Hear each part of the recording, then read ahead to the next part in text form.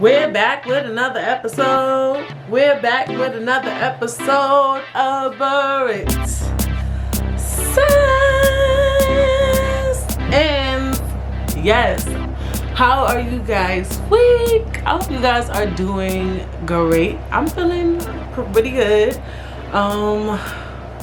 What did I do this week? Well, I mean, so far I haven't done much. Today I will be going to my friend's birthday viewing party for Coming to America. My friend Keisha, her birthday is actually today. Happy birthday. I have a lot of Pisces friends. Like, I'm a Scorpio. I'm not 100% big on horoscopes, but I do attract Pisces.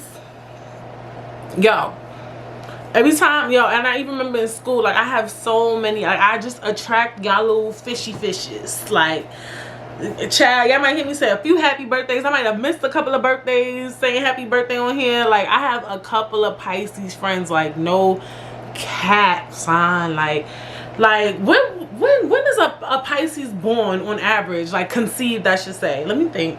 March. Let's think. March. Then what's before March? February, January, December, November. What's after November? Oh, October, September. After September is August. Then August. What's the other one? What's the one before August, y'all? July. That's 9 months. And then, sometimes you carry it up until 10 months. So June, July. That makes sense. Because summer babies is where it's at, honey. Summertime, you be giving it up. Legs open.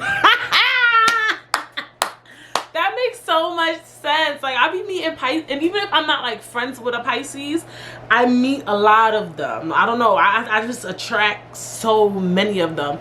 And then the other season would definitely be winter. So Sagittarius, mostly Sagittarius. So like Decembers to January's. I don't meet that much Capricorns, but yeah, like just some winter. But yeah, Pisces, child, them freaking spring people, child, all them little summer conceived babies. That makes so much sense. Oh Lord, baye. So I say oh Lord, baye. It's in Yoruba. I was like, oh my gosh. I don't know. I might be saying it wrong, but I might say it a lot because now I say it a lot. Oh Lord, baye. But yeah, so I'm gonna do that, but I'm gonna be honest. Maybe she might watch it. See, I definitely did watch it already. I couldn't help myself because they did really good with the promotion, and I got enticed to watch it. But obviously, when I get there, I'm not gonna act like I watched it. I'm gonna be calm because actually, I didn't finish it till the end, so I still have some stuff that I need to see. But should I give my opinion on that? I'll give my opinion because this does come out Monday. So Coming to America 2. All right, this is what I first want to say. I feel like the movie itself is very digestible, and when I say digestible, I mean it's like you can't. I hate when people be like, I didn't like that movie, and it's like, what didn't you like about it? Like the plot was fine. The way they the story itself was cool. Like, I like that. I liked how, and Coming to America, the first one, he kind of went to Queens and he got to find love and stuff. But then in this one, you kind of get to experience him in Zamunda, because I was going to say Africa, but it was meant to be a fictitious area of Africa. So, he went to Zamunda. He showed how you become a prince in Zamunda. Like, I don't know if I should say certain stuff. Like, okay, spoiler alert. I guess I'm not. Well, it's not really a spoiler alert because I'm not telling you what happened in the movie. Like, I'm not telling you like the main thing. But he talks about how you have to get the skills and the. What's the other word I'm thinking of? Like, the skills to be a prince. Like, they had to catch the whiskers, and then they had to learn about the each fathers before him. Like the each kings that came before him. Things like that.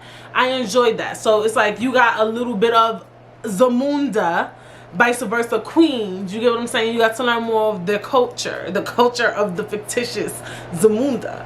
But for me, I'm big on quality or whatever, and I say that a lot on this podcast, actually. You'd be surprised. Like, even remember, I was like, things we should leave in 2020 is Zoom. Like, I hate that blurry quality. So now, I'm not saying that the quality of the movie was blurry. No, that's not the case. I'm saying, for me, it was... Alright, so I heard that they filmed the movie in Rick Ross's mansion. I don't know how true that is, but... Because then I saw that they filmed it somewhere else, too. So, for me... It just wasn't, like, it's 2021. Like, they said they finished filming this movie in 2019. So even 2019, I have high expectations for movies. You know what I'm saying? Like, it wasn't giving me Zamunda. It wasn't giving me Africa. Like, I wanted a little more realism. Also, the dude, what's his name? Jermaine? I don't want to lie. Let me pull that up real quick. The dude who played Zamunda's son, right? So let me put some the dude who plays Zamunda's son, child. The dude who played Eddie Murphy's son, because I forgot Eddie Murphy's name in the movie. I ain't gonna hold you. Coming to America 2 cast. He kind of, I liked him. Very nice guy. I like that they picked somebody, to me, I would say relatively new. His name is Jermaine Fowler, and he was on... He's best known for his role on the series Superior Donuts. So I would say he's relatively new. And then I was gonna give them big ups for that. Then I realized when you pick somebody that you want to look youthful, who could you pick that was like really famous? Like, you get what I'm saying? To be Eddie Murphy's son. Like, there's not that much young new actors that are relevant. Does that make sense? Like, all the actors that are black actors that we know very well are already of age. They're already at 40. They can't play nobody's son, honey. You can't. They just can't. Denzel Washington can't play somebody's son. So they have to get new actors. And I was just thinking about that, like you know, Hollywood needs to start really just bringing some new actors to the front of the table. Like, it's time to let other black actors shine.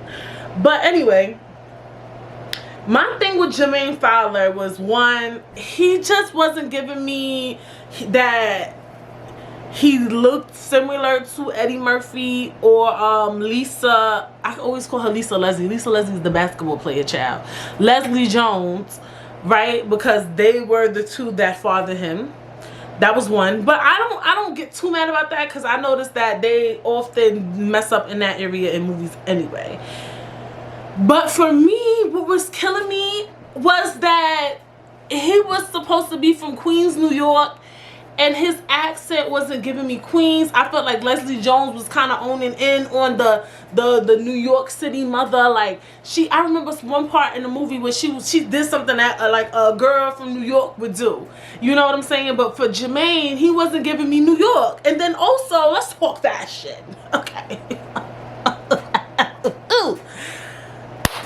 The fashion, his outfits wasn't giving me Queens. It wasn't giving me New York City. In 2021, they put him. It was one outfit he had on. Oh my God, he had on a plaid button down with the white beater underneath and the baggy jeans and some Timbs. That is very early 2000s, baby love. Like I don't know. Also, even too with the African fashion, the Zamunza fashion. It wasn't serving the girls. The only person who served the girls was Tiana Taylor. She must have brought her own stylist. And maybe because she was supposed to be the sexy one. Like, but it was just, like, it just wasn't hitting it on the nose for me. And then what really got to me, because I'm like, all right, maybe it was COVID-19 restrictions, maybe. But then I remember that movie been finished. So come to find out, that movie was finished November, I want to say 9th or 17th, 2019.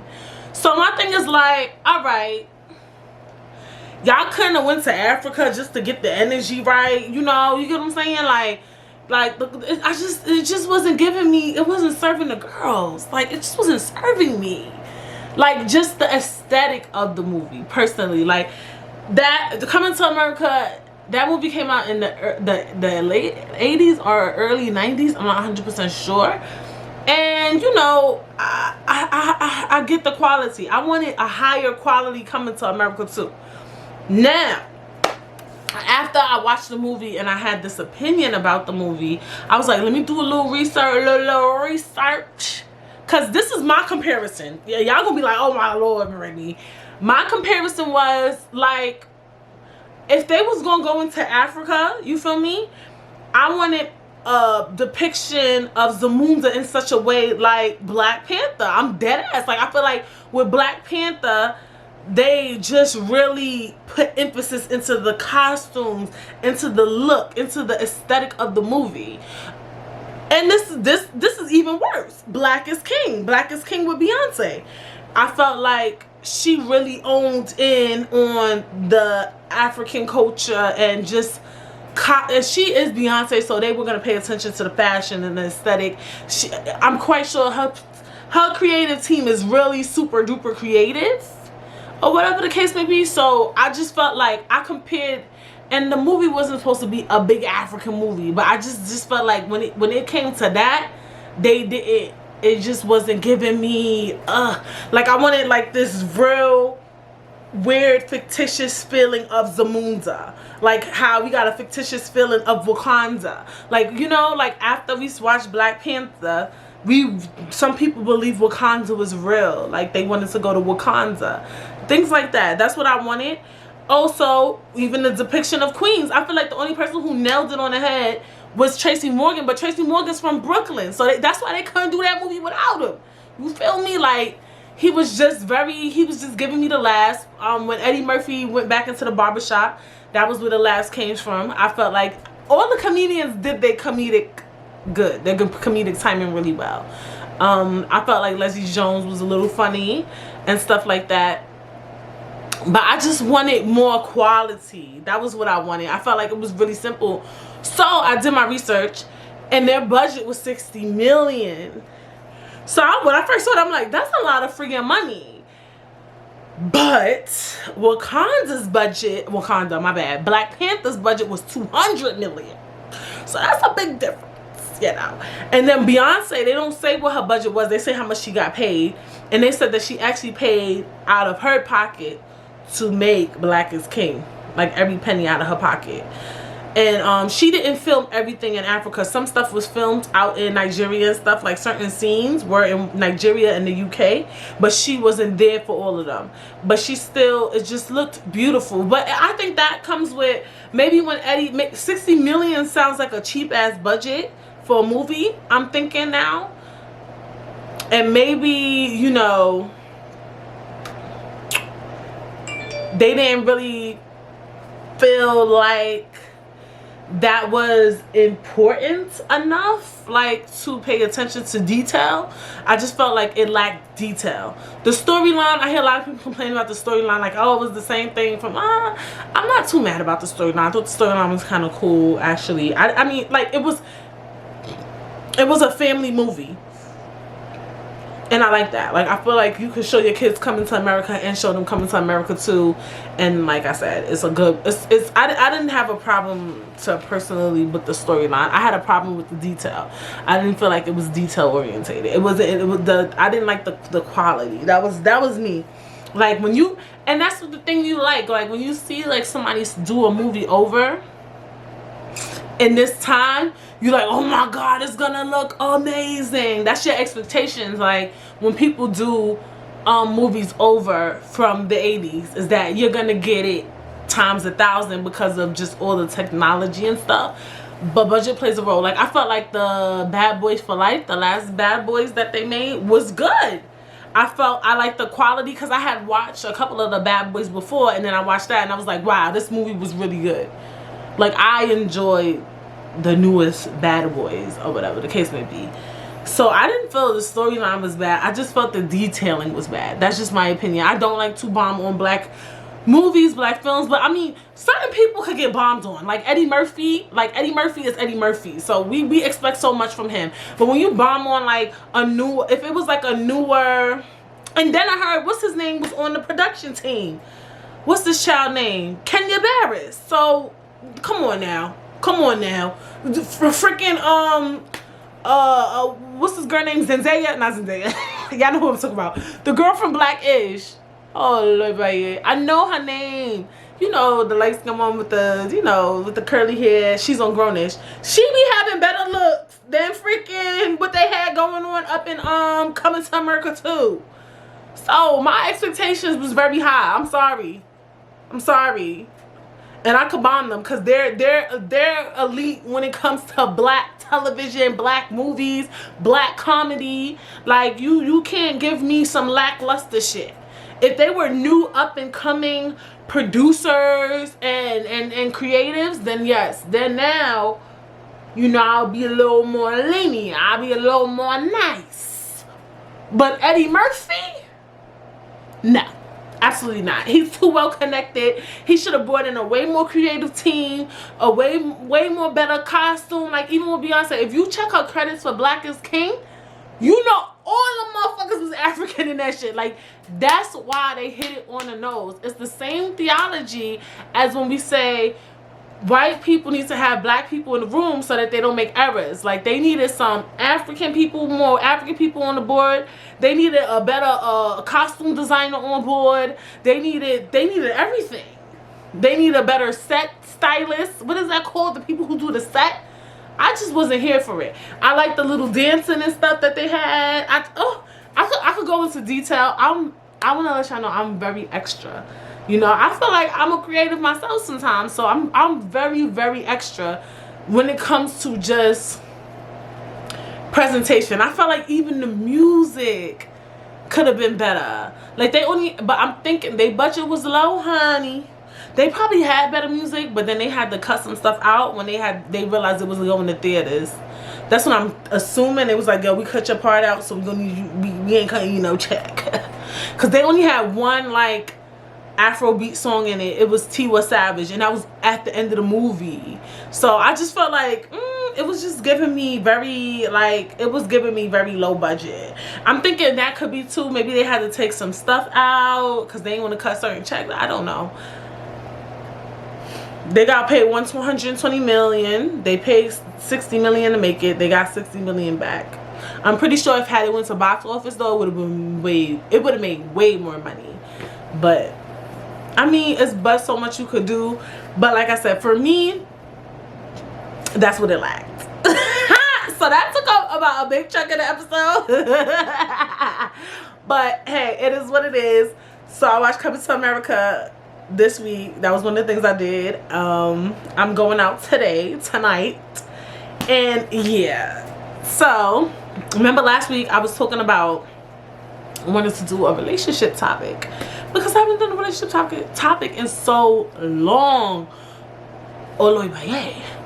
But this week I'm going to do a relationship topic, and the topic, I can't really put my nose on it, but it's about really just accepting baggage in a relationship. And what made me think about this is because, you know, like in my relationship too, not just baggage, but differences. I want to say, like, we have a lot of cultural differences, right? Considering he's Nigerian, I'm African American, Jamaican American as well, and it's a lot of differences. You know what I'm saying? Like we grow up so differently. All of us grow up so differently. All of us experience life so differently.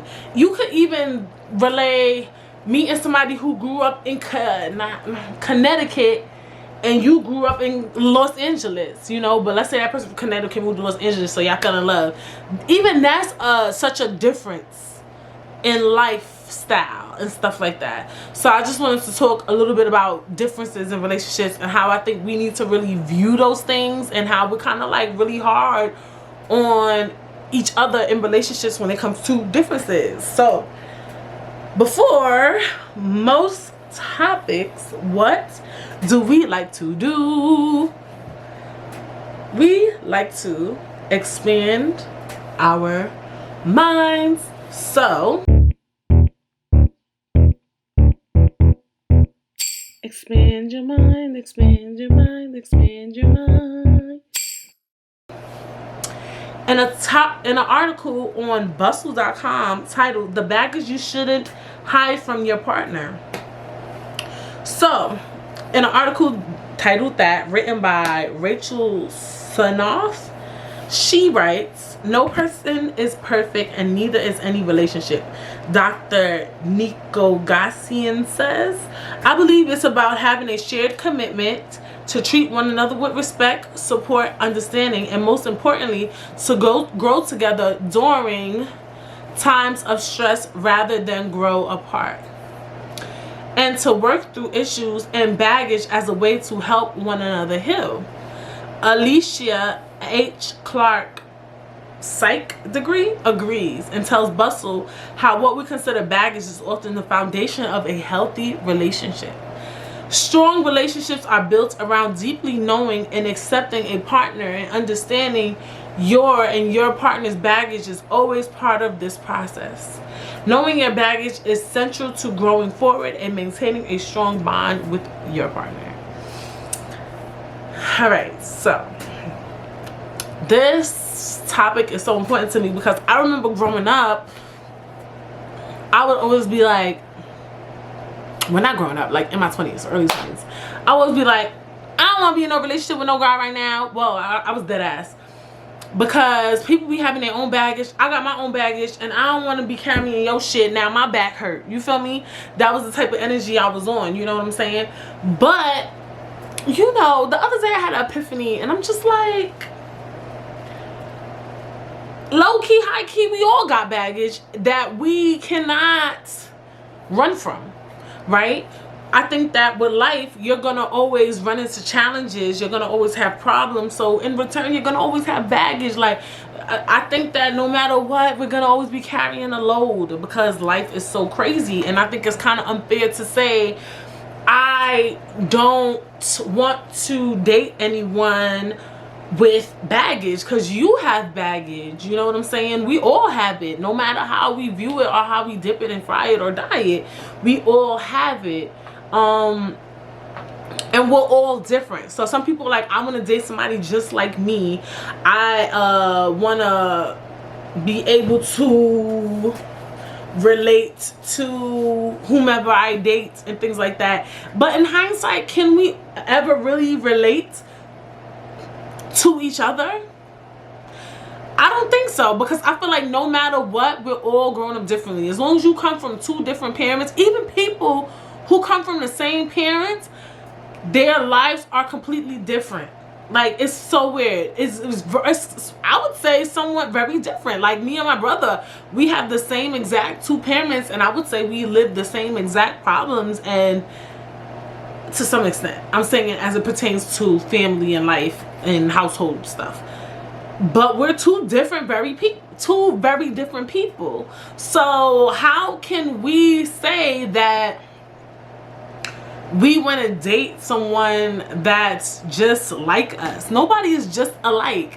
I mean, it could happen like with friendships, and sometimes you have things in common, but your struggles and your pains and things aren't the same. So I feel like that's something we kind of need to throw out. And I think those things, if you want a relationship, are things that might be preventing you from getting into a relationship if you want one. Because I feel like sometimes we'll get in a relationship and we'll deal with our partner or whatever, and we'll notice like, oh my God, he done told me he been through this, he act like this, he does this. Or shit, a man could do this shit too.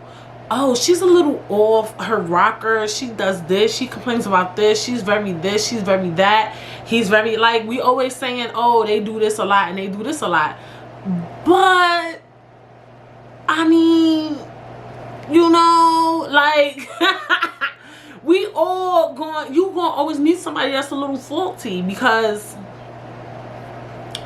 we have so many different experiences, and not only do they affect us in bad ways, they might affect, you know, subjectively in good ways, right? So for instance, you might date somebody who's a neat freak. Maybe they grew up around somebody who's super clean, who put them on a timely schedule for cleaning. Like, you better have your room cleaned by 5. You better have the dishes done by 2. Meanwhile, when you was growing up, you didn't have to worry about dishes or doing the laundry and things like that. So are you telling me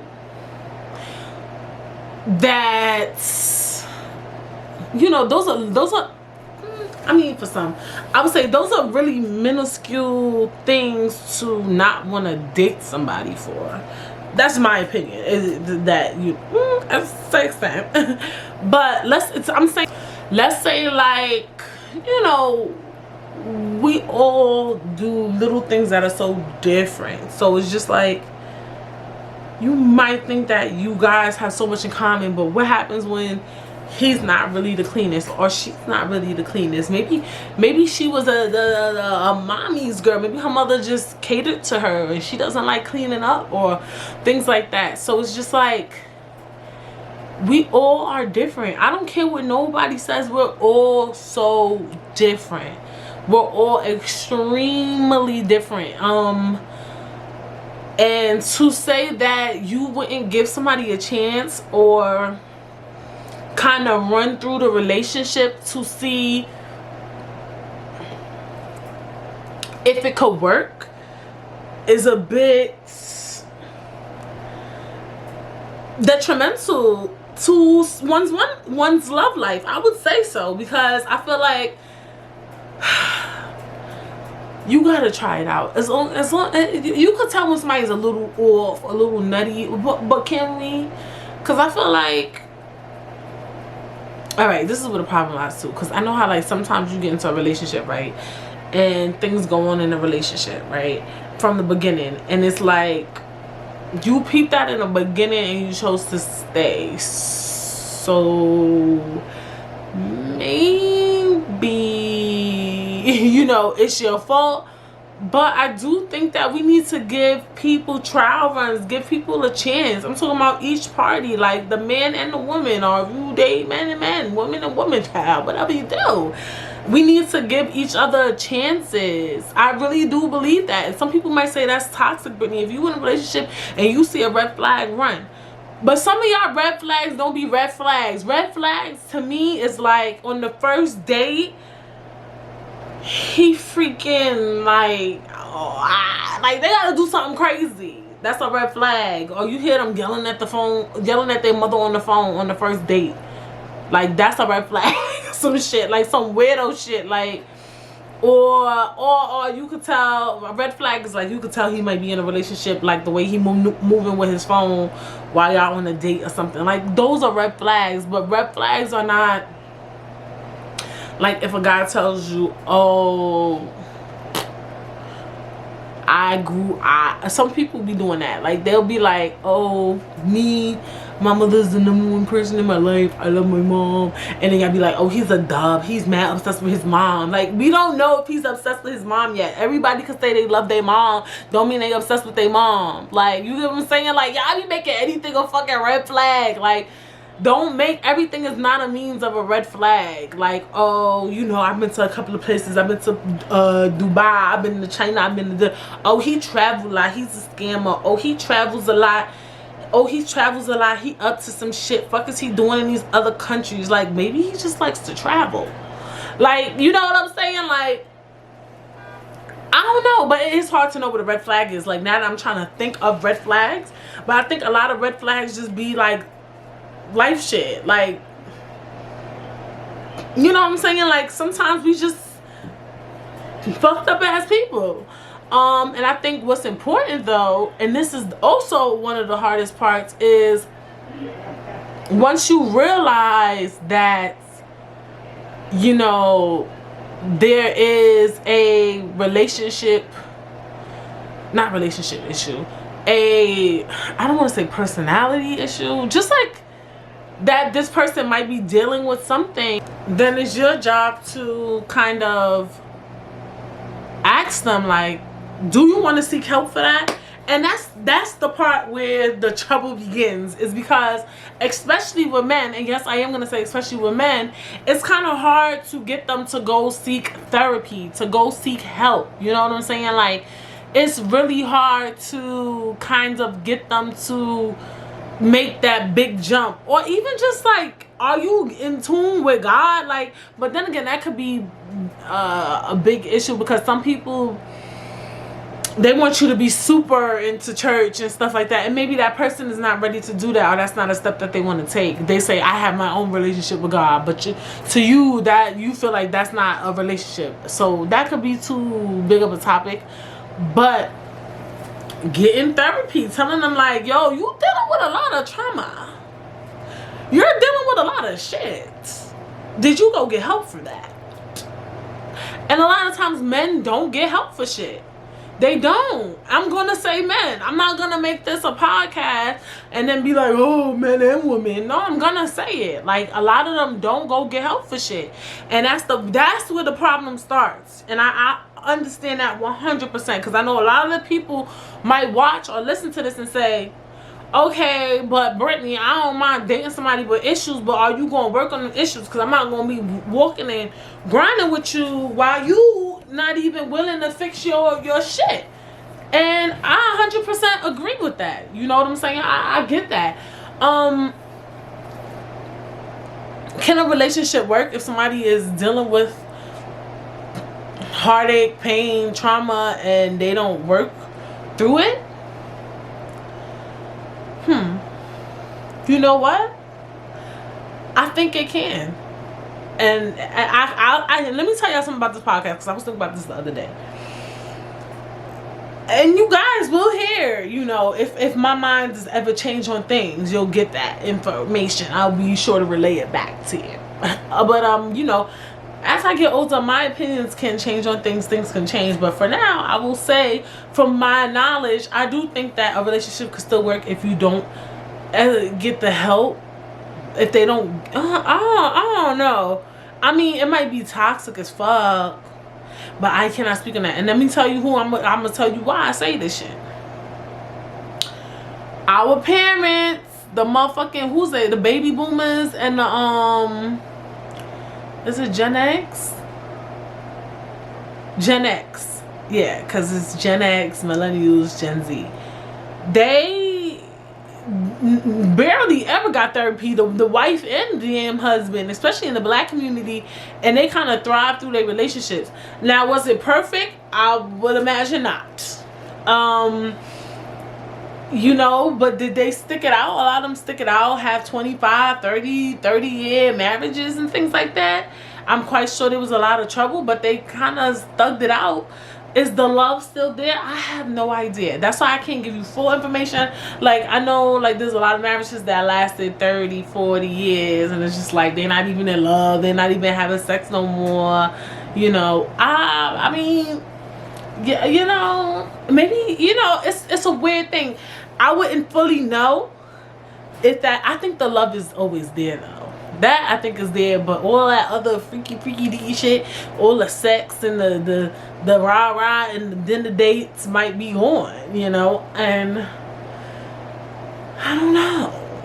If they would have got therapy and then balanced out their traumas, would they have changed? Maybe not, because some people, even people who go and get therapy and who are in tune with themselves, don't like going out and doing stuff. And you might date somebody like that who just doesn't want to be outside and do dates, and they like being in the house, and you chose that, and it's nothing wrong with that. You know, it's just about figuring out what you like, but also understanding that none of us are perfect. No, you're never. I'm basically trying to tell somebody today that if you really out here not dating someone because you keep dating someone and you feel like they're a red flag, or for some dumb shit, because some people dead ass be red flags. Like, it be red flags, like, you know he got a wife or some shit. Like, you know this nigga in a relationship. Something about what he moving, the way he moving on this date, the way he keep looking around, bitch, something's up. You know what I'm saying? Like, or you know that he might be a little crazy. Maybe he got loud with the fucking waitress, something like that. Maybe he threatened to shoot somebody, bitch, with the 3 dates. Like, that's a red flag. Okay? You know, certain shit be red flags. Maybe he called you, you know, in a month, and he was like, why you ain't answer my fucking phone calls? You're like, oh, baby, honey, we ain't been dating a month. What's the cursing about? So, yes, those are red flags. But some of y'all be saying red flags be the dumbest shit. Like, oh, he told me, in his last relationship, he ain't like the girl because somebody it just be stupid stuff. Like, those are not red flags. Oh, I don't want to date him. He went to Catholic school. Like, girl, like, stop. Like, how is that detrimental? Like, I be just making anything red flaggish. Like, I'm just saying, like, today, look, bring somebody in. You know, you might be like, I don't know, I ain't like when he said XYZA, but I be in double C, but he might be the D. What the? Yo, I'm giving you poetry. But he might be the one. You feel me? She might be the one. Because dudes be doing that too. They be like, yo, she was on some weirdo shit. Like, like, she a little crazy. First of all, a lot of women, we're all crazy. Just a tad. You feel me? But, I mean, that whole baggage thing, even in the article, that's what I loved about the article, is like, that is one of the most important things to me in a relationship, is being able to deal with your partner in challenging times, understanding them, well, trying to understand what they may or may not be going through. You know what I'm saying? And still loving them, and still growing with them, and still putting a smile on their face, and they're putting a smile on your face, and y'all just going through the fucking trials and tribulations of life. That is real life relationship love shit, for real. Like, just really pushing through shit. And a lot of people want to say y'all shouldn't have to do that. No, you're gonna have to do that, because shit is gonna pop the fuck off. Like, for real. Like, especially, like, for instance, in marriages and in relationships, you deal with so much shit because, number one, y'all growing together as well. Y'all aging together, right? So with age, with growth and all that stuff comes bullshit. You know, things are gonna change. You're gonna start a family, you know. You might become a grandparent. You seeing your parents get older. Hello. Maybe you got siblings. You might become an aunt. You might become an uncle. Your life is changing dramatically. You know, you might get a new job. You might retire. These are life changing things. So you're constantly going to go through changes. So if you feel comfortable breaking up with someone in a small change, how can you have a long lasting marriage and love?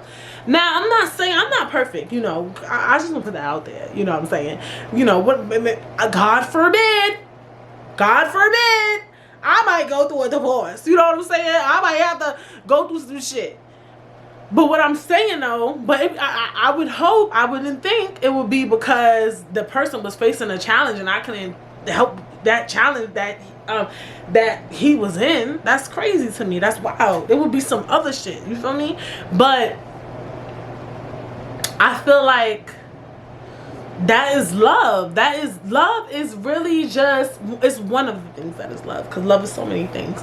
But it's one of the things that you're gonna face in a relationship, is just dealing with a person's life, family. Like, they might have some family shit you're not even privy to. You know what I'm saying? And it's like, you gonna dead? You get what I'm saying? Like, for instance, and people often think of differences as just cultural differences. Like, me and family, we actually do have cultural differences. But also, what about life differences? I'm talking about the nitty gritty, like the tiny, like, little differences that he had. Like, he was telling me, and my mother actually told me this too, but he was telling me, like, when he was in school, they would beat you for getting, like, an answer wrong. They hit you with something when you got the answer wrong. Like, up in Nigeria, they be wilding. My mother said they do stuff like that in Jamaica too. Like, you get an answer wrong, you get hit upside your head and shit. In American school, public school, ain't nobody finna hit me over getting an answer wrong. They're just gonna be like, you need to figure it out. So even that, those are little differences, just schooling. And that is considered cultural, because those are things obviously that's going on in Jamaica or in Africa, but it's just not happening in America. Let me think of something that's different. I think even too, at one point he went to boarding school. I would think that would be that is considered a life difference. I would think so. I never went away to school. I never even went to camp. I never experienced that at a young age, being away from your parents for a certain amount of time and not having somebody to that's why I mean, I'm not opposed to boarding school, but that's one of the reasons why I personally wouldn't do it, is because, like, okay, something happened, can I be of reach? Can they call me? Do they feel comfortable telling me? Like, I just think it's just weird. But those are little differences that we have in our relationships, and I try to take those things into consideration. I'm like, I would think, you know, every time you got an answer wrong, you got beat, that would be traumatic. That's just my opinion. You know what I'm saying? Like, things like that I try to take into consideration or whatever. Or, you know, certain things I tell him, like, he has always had a two-person household, a two-parent household. I haven't always had that experience. You know, my parents got back together when I was like, I can't even remember the age. I would always say 14, 15, 16, maybe 15 years old, but they were separated for a long time. So I have a weird family dynamic. I tell Femi that all the time. He doesn't experience that. I have one brother. Femi has what? People don't even think about that. Imagine you were only child. That's such a big thing. You were only child, and let's say you the girl. You the only child, and your man had 6 brothers and sisters. Y'all life is very different. Like, the way you approach things are gonna be different. I hope you know that. Like, that's when I say even small, minuscule things people not even privy to could change who you are. Not change, I don't want to say change, just make you as a person. And why, when you get into relationships with other people, it kind of molds your decision making in the way you might react to things. That's what I'm trying to say, is like, people don't even put those type of things in consideration. So you might think you and your wife got the most things in common. You and your partner, y'all just got everything in common. But you not even, but you like, but sometimes you just be bumping heads because of X, Y, and Z. And you're like, yeah, maybe y'all think y'all got everything in common, but did you ever think his father wasn't in his life and your father was in your life? Even though y'all feel y'all like the same movies and television shows, that one little aspect is going to change how he or she maneuvers. So you gonna break up with that person when they start showing those little intricacies from that little situation in their life? I don't agree with that. And I think that, you know, a lot of people might not be finding the love that they want because of that. And a lot of these things, I feel, are kind of let me be careful with the word easy. They're doable. You know what I'm saying? Things are doable. Things can be definitely done. You know, not done. I don't like that word. Like, you can definitely go through love and go through life and a relationship and everything be okay. You know what I'm saying? And you guys have challenges. I just feel like that's so important. Like, I feel like we come up in a time where it's like, red flag this, I don't want no man with no baggage. Like, bitch, what? I used to say stuff like that, so it's okay. Like, I didn't want him with too much baggage, but I do think there's a problem, like I said, that they don't want to do the work and try to get through those problems. And that's where new problems arise, because it's like, all right, I'm willing to deal with your bullshit, but you gonna get help. And a lot of times they not. And unfortunately, we're not professionals. We can't be their therapist. We can, because, you know, in a relationship, he has to be a therapist. You have to be his therapist sometimes. You guys have to be there for each other. But I do think that it's very important to have a mediator in certain situations, because, like, I say that sometimes too, like, when you arguing with somebody and there's no mediation in, it's a lot of back and forth butting heads, because I feel like sometimes in arguments or disagreements, the main goal is to be right. People don't know when to say, you know what, I'm sorry for that, because they just want to go and keep bringing up shit like, well, you did that too, and you did that too last week. Well, you calling me out on this, but you be doing the same shit. And it's like, when I call you out on some shit, you don't gotta bring up when I did it. Let's just apologize when we do shit, so we won't have to keep bringing shit back up. You know what I'm saying? So I feel like it's important to have a mediator. It's important to have that counseling, that help whichever way you want it. But I think it's important to know that you cannot shun somebody out because of their past or their little intricacies that are not big. Like, And let's get into horoscopes. Remember, at the top of the episode, I was talking about Pisces and stuff. Y'all can't be just shunning out your Aries and your Pisces and your Scorpios. Okay? It might work out. Like, oh no, I can't date you. I dated a Leo. No, it's not gonna work. No, it's not gonna work. No, no, bye. Like, you cannot do that. Like, try it out. Definitely try it out. I mean, I do see, for me, if we want to talk a little bit about horoscopes, I do definitely see a lot of familiarities in my Pisces friends. I definitely do see a lot. Like, it's so weird. So it could be, I don't know, I'm not big on horoscopes, but you know, I do see a lot of familiarities. But that also something, and this is why I'm not big on horoscopes too, not only for religious reasons, but I also feel like too, maybe I personally just attract those type of people. Like, I like in a weird way, because some traits I don't like, but for some reason that's the type of people I attract. Like, does that make sense? Because I actually see similarities in all of my friends, whether they're Pisces or Aries or Sagittarius or Libras, whatever. I see similarities in all of them across the board. Like, for real. Like, it's scary. Like, it's like, I really like this type of person. Like, that type of shit. So I'm really like that to a certain extent. So I just feel like that's the other reason why I'm not like big on horoscopes. I'm big on the law of attraction and just the type of people that I adore and things like that, or the type of people I like to keep around me. So yeah, but that's a different topic. Ooh, that could be a topic. Ooh, the law of attraction. That would be a while from now, because I would have to really dig deep into that and really study that. I try, guys. I try.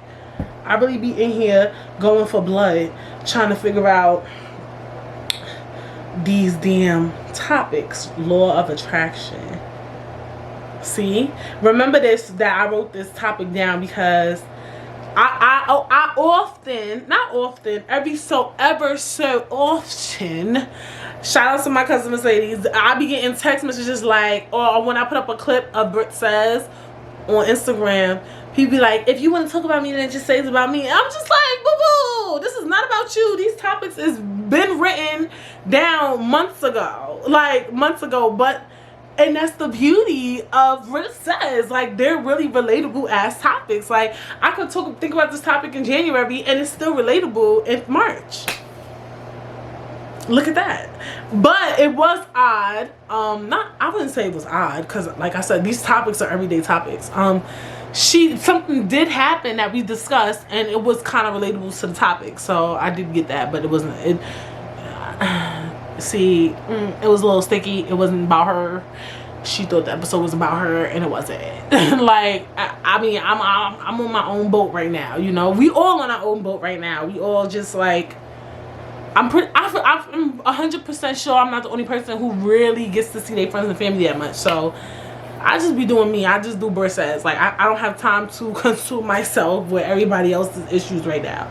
So remember, I wrote this down, but I was saying like, oh honey, came up with it was actually a topic of haters. I know y'all like, ooh, what happened? It was nothing serious. I just don't feel like telling the full story. But it was very relatable though. And she didn't call me out on anything. It was actually something going on within the family. Should I tell a story? Okay, I'll tell a story. I'll tell it briefly. Basically, she actually did start a company. And one of our cousins, I have lots of cousins. When I say cousins, a lot of people, which is really interesting about me, a lot of people are not really that cool with their cousins or have that much cousins. But my grandparents procreated a lot of children. So, yeah. Anyway. So my cousin started a business, and my other cousin, she also has a business. That's what I don't play around in these pods. I be telling y'all the real fucking tea. Okay, I know people who be starting businesses and shit, and they be needing me to buy some shit. Okay, so they both started a business, whatever. My cousin, she started a business. I'll say what it is. It's like she sells masks on Etsy.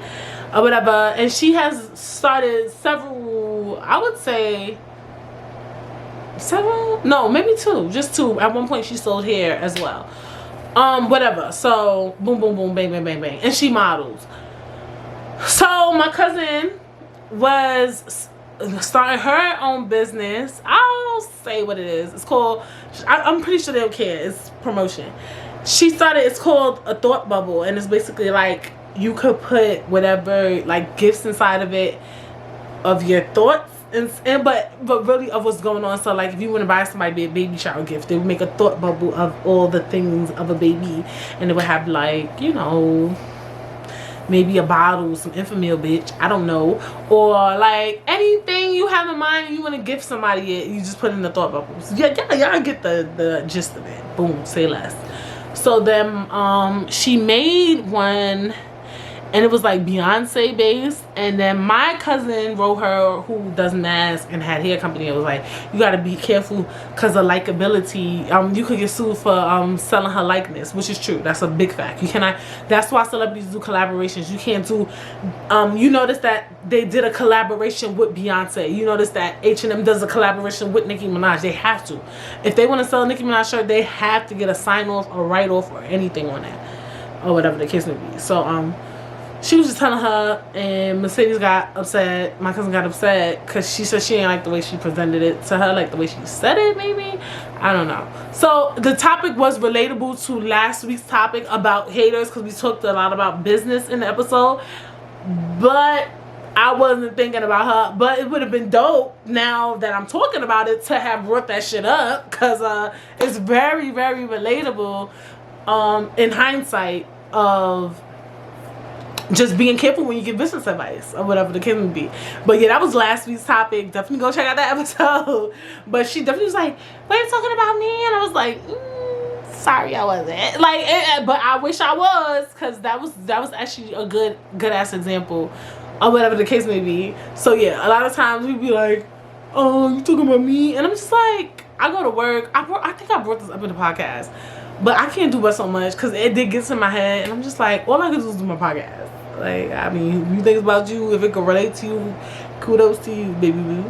But yeah, I hope that I dwelled in on that topic drastically and very well for you guys, because I feel like I'm like going all over time. But yeah, I just want everybody to give everybody a chance. I know this topic could be problematic because y'all like, bitch, how much chance do you want me to give? When do we end? When do we stop? I don't know. It's when you know. It's you know it in your gut. You know it in your heart that you need to stop. Like, you have to leave, you know. But at least give it a shot. And then number one to think about when things go astray is, am I perfect? Do they deal with me? I bet you're gonna be able to say no. So yeah, I hope you guys enjoyed that topic. Yes, we spoke about relationships this week, so I'm so excited. I'm so happy. And yeah, I will see you guys next week. Make sure you're following me on Instagram _Brittstagram. Twitter, Britt Says with 2 S's. Where else am I on? Where else is the girl on? I'm on Instagram, Twitter. I'm on Snapchat. I think I'm Snapchat Britt Says 1 or Britt Says, just in general. I have a Facebook page, Britt Says. I was so happy because what happened with Facebook was I had made a Facebook page called Brittany Darling. And in like 2019, I asked them, can I change my page to Britt Says? Like, I want to change my name. Like, you have to ask for requests. And they said no. And I'm just like, what the fuck? Like, why I can't change my name to Britt Says? Like, nobody owns Britt Says. So then this year, like last week, they allowed me to change my page name to Britt Says. I was like, let me try again, see if they'll let me change it to Britt Says. And I guess I get it because I just started Britt Says, and they wanted to make sure I wasn't just like throwing out businesses. Then they started saying, okay, she's been doing this for a long time. She keep posting her Britt Says shit on her Brittany Darling page. We gonna give her Britt Says. You know what I'm saying? So I was kind of happy about that. I want to get Britt Says on my Instagram too. and I know how I can get it done, so I gotta get that done. So my Instagram name may or may not change, hopefully soon. Maybe in maybe 2 to 3 months. Give me some time. So yeah, I'm trying to be, you know, streamlined. Britt says across the board. But yeah. So anyway, hope you guys enjoyed the topic. Make sure you subscribe. If you are streaming, make sure you leave 5 stars, leave a review, comment, share, people, share. Like, I don't emphasize that enough. Like, share it. Like, if you see a clip from Britt Says here on YouTube, share it. You know, follow me, share, be like, yo, this girl funny, she's lit, gang. Share. Just share it. That's what I ask. Send a link. Say she's funny. If you see it and you like it, tell somebody else, look, I saw this and I liked it. Okay? So yes, I will see you guys when next week.